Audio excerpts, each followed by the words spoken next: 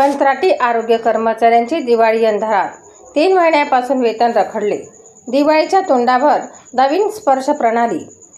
शासनाने राष्ट्रीय आरोग्य अभियानात काम करणाऱ्या कंत्राटी कर्मचाऱ्यांसाठी ऐन दिवाळीत नवीन स्पर्श प्रणाली लावली असून त्यामुळे गेलेल्या 3 महिन्यापासून ह्या कर्मचाऱ्यांचे वेतन झाले नाही.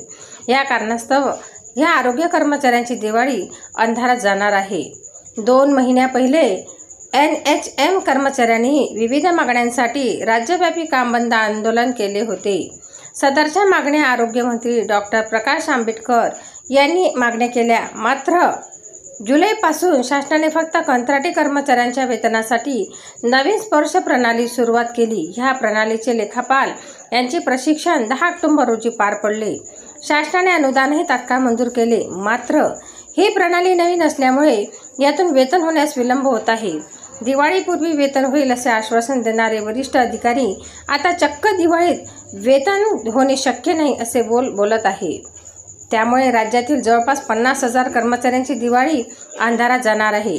त्याचबरोबर गेल्या 3 महिन्यापासून या कर्मचाऱ्यांचे वेतन रखडल्यामुळे त्यांचे बँकेचे हप्ते थकले असून त्यांचे सिबिल खराब झाले आहे. तसेच भरपूर दंड लागले आहेत. सदरची भरपाई शासन करून देईल काय, असा प्रश्न कर्मचारी संघटनेने केला आहे. तसेच स्थानिक खासदार, आमदार आणि वरिष्ठ अधिकाऱ्यांच्या घरासमोर हे कर्मचारी धनत्रयोदशी लक्ष्मीपूजनाच्या दिवशी ठेचा भाकर खाऊन शासनाचा निषेध करणार आहे. सनसनी न्यूज, शेगाव.